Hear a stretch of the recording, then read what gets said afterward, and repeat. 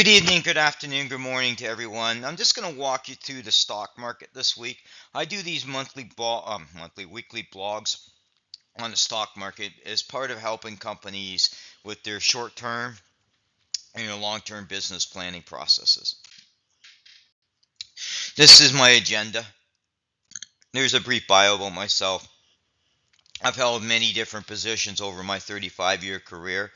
I'm a strong around data and AI, but I also have a significant experience around financial analysis and reporting.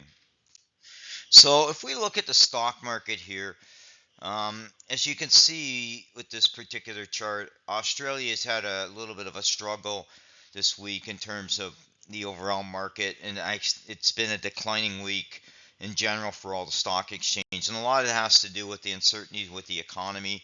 We're starting to see stuff around government policies in terms of EV adoption. Commodities have been in a struggle. We're start seeing other factors driving it, and so it was a rough week in general.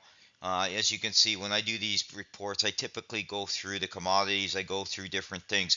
Australia is very much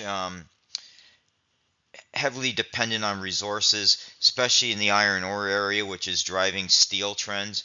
We're seeing the Chinese economy struggle through multiple facets, including factors, I should say, including lower demand, and plus the exports, for example, of their products are facing tariffs. So there's a lot of challenges facing China. This gives you an example this week for Canada and the US. All the stock exchange in the red can see we're in decline. Now, jobs report came out both for Canada and the US on Friday, and the jobs report didn't show really good jobs. It shows slowness and tightness around the economy. In Canada's particular case, I've written a few blogs around where we're at in terms of jobs, in terms of the overall change of the policies in general. And if I use a mix of the jobs growth in terms of the mix where they were in 2050, I estimate between 500 and $1 million or less in the goods producing sector than would be if we had the same percentages. We're also not seeing beneficial of getting value for money for government. We're seeing high deficits, and that's triggering concerns around inflation and the overall interest concerns around money supply, and that's factoring into the overall economic growth. We're seeing issues with the U.S. election too, and depending on who wins that in the next few months is also bearing in on the stock market. Now here's a good example of a few companies. This is the NASDAQ side, so you're seeing Fastenal, Packard, you're seeing PD Holdings, and then you're seeing Broadcom, Tesla, Supermicro, GraphNet. What I've seen this week is automotive sales had a strong month, but they're still showing stress levels due to consumer debt levels.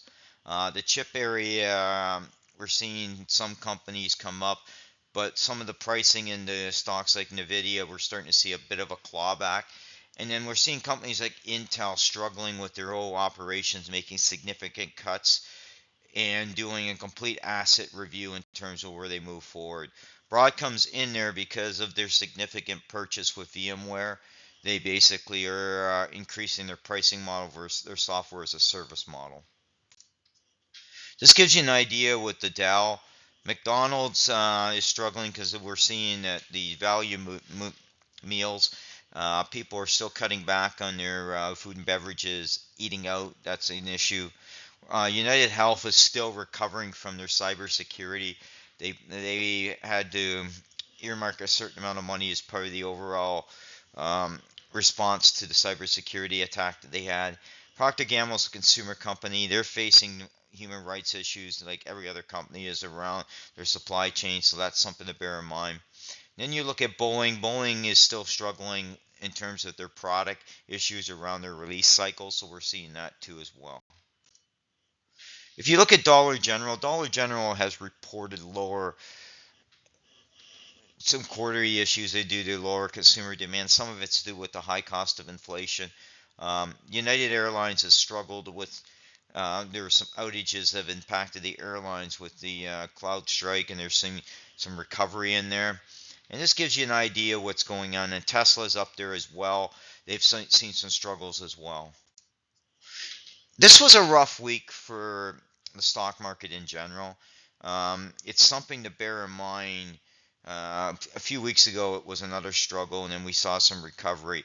It'll be interesting to see how what happens over the next few months as we pivot into the third quarter, because we're 2/3 away of it now. We're heading into the third quarter now, and a lot of companies are starting to look as they're wrapping up their budgeting cycle over the next few months for their board presentations to see what's going to happen in terms of the next year.